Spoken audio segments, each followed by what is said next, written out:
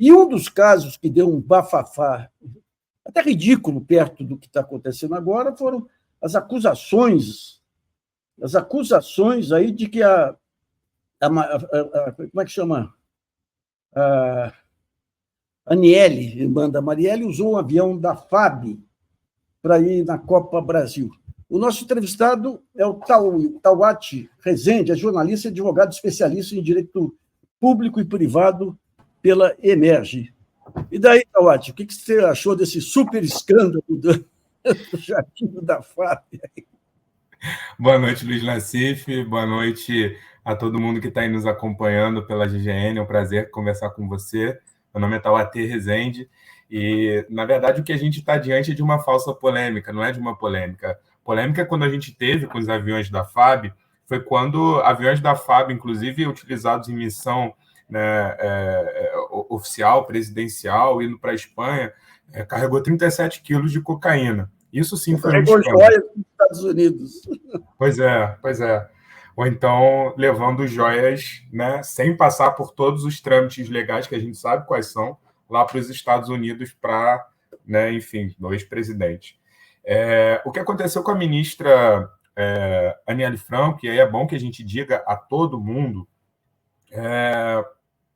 o avião da FAB ele foi utilizado de forma regular, absolutamente regular, legal, né? Os aviões da FAB eles podem ser utilizados, né? Existe um decreto que regulamenta isso. Esse decreto ele vai elencar 3 possibilidades para que esses aviões da FAB eles possam ser utilizados. Um é quando houver uma necessidade médica. Então, se alguém, por exemplo, estiver precisando de um transplante, algo do tipo, o avião da FAB ele pode ser utilizado para essa finalidade. Outra é quando houver uma necessidade de segurança nacional. Então, os aviões da FAB eles também podem ser utilizados nesse caso. E a terceira a possibilidade, e a possibilidade que ele efetivamente foi utilizado no último domingo, é justamente viagens a serviço. Né?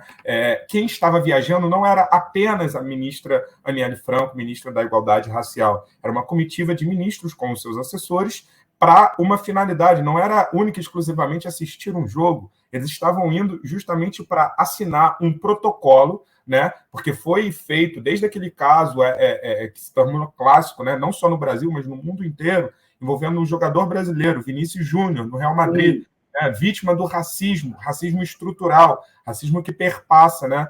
Não é só o racismo de forma individual, mas o racismo de forma estrutural. E isso chocou o mundo inteiro. Então, o Brasil, na época, né, por uma ação, né, envolvendo o Ministério da Justiça e Segurança Pública, Ministério dos Direitos Humanos, Ministério da Igualdade Racial, ele criou um GT do esporte sem racismo.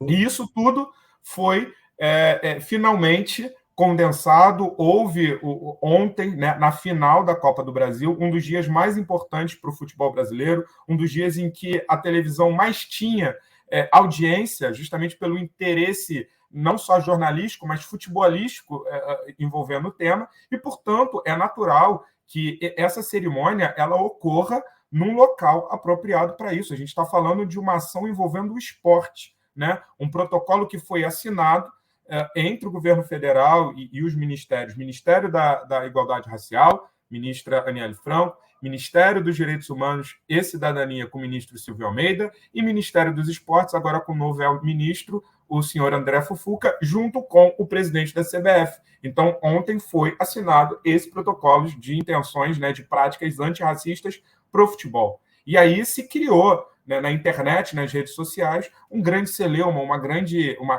grande crítica, né, uma grande pataquada, porque, na verdade, o que aconteceu, o que era para ter se tornado notícia, o lead jornalístico, é justamente essa intenção, né, formalizado nesse protocolo envolvendo o governo federal e a CBF, justamente de combater práticas racistas. Estamos dando passos concretos para enfrentar o racismo, que é uma chaga na sociedade brasileira e global, é um problema hoje global. Hoje não, né? Já vem de muitas décadas, de séculos, enfim.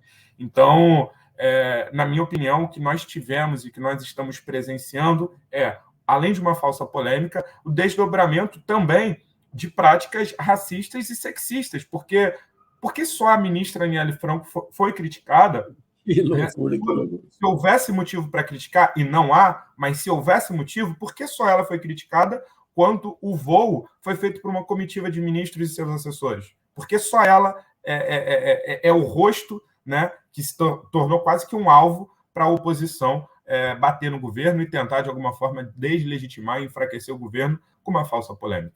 Fica a Mas que pergunta aí. absurdo, Totti. Eu só acompanhei algumas coisas lá, achei que era uma viagem. Mas não é só uma viagem, que nem você explicou, não é só uma viagem a serviço. Era um evento único para você lançar uma campanha contra o racismo. Um evento único. Mais que isso, só a Copa do Mundo. Pô.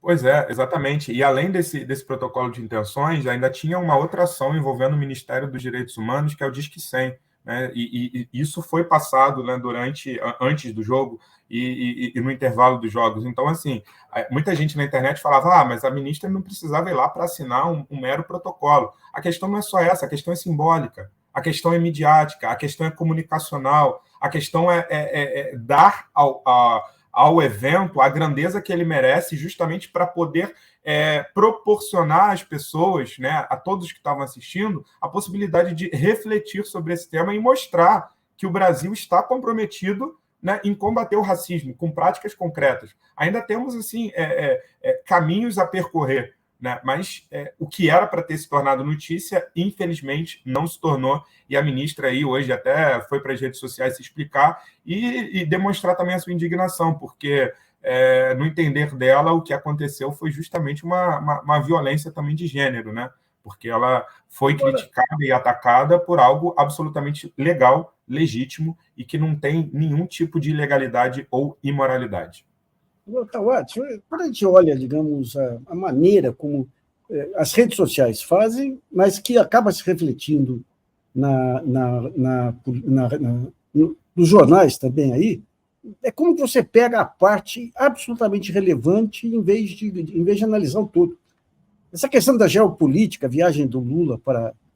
Pô, o Lula fazendo um trabalho em geopolítica da mais absoluta relevância para o país. Você pode até criticar, dizer que ele está megalomaníaca, ou que não está, mas a discussão a diária do hotel ficou em tanto.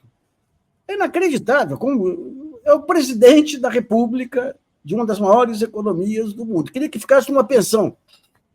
Pois é, Luiz, eu acho que isso na minha visão, isso também perpassa por um complexo de vira-latas que existe na sociedade brasileira e que não consegue ver o Brasil se transformando mais uma vez como protagonista não só da sua própria história enquanto país, enquanto nação, mas protagonista também num cenário geopolítico em que o Brasil hoje, na minha avaliação, o presidente Lula exerce uma posição muito forte de líder do Sul global. A gente sabe que a Rússia tem os seus problemas envolvendo lá a Ucrânia, a China está com uma disputa muito forte envolvendo com os Estados Unidos, tem as suas disputas também com Taiwan, a Índia tem o conflito envolvendo o Paquistão em algumas áreas separatistas, o Brasil não tem contencioso internacional nenhum e tem todas as condições necessárias, né, aliadas à experiência do presidente Lula, para se colocar no cenário internacional como o grande líder do Sul global. E aí a gente vê que internamente, infelizmente, há algumas parcelas da sociedade brasileira que parecem trabalhar contra, parecem trabalhar, né, a favor de uma manutenção de uma ordem que já não existe mais, uma ordem configurada desde o pós-guerra, que fez sentido há 40, 30, 50 anos atrás, mas hoje em dia não reflete mais a dinâmica, né, geopolítica da correlação de forças, como o mundo está organizado. E se não existe mais isso, é preciso que a gente trabalhe, né, em outras frentes para tentar reconstruir esse cenário geopolítico. E o presidente Lula tem feito isso de uma forma muito bem feita. É triste, eu acho sofrível ver que o debate, muitas vezes, dentro do Brasil, ele é rebaixado dessa forma, né? A gente ficar discutindo quanto é a estadia do Lula, quanto foi isso, quanto foi aquilo, que me parece uma discussão essencialmente paroquiana, uma discussão, né, das pequenas coisas e que não vão levar nada a lugar nenhum. A gente não está falando de corrupção, a gente não está falando de imoralidade, a gente está falando de um presidente da República que, por questões de segurança, por questões institucionais, que por questões, inclusive, de respeitabilidade internacional, né, como chefe do Brasil, uma das maiores economias e democracias do mundo, não pode se hospedar em qualquer lugar. Não é a figura do presidente Lula, é o cargo institucional que ele representa, o Brasil e seus mais de 210 milhões de habitantes.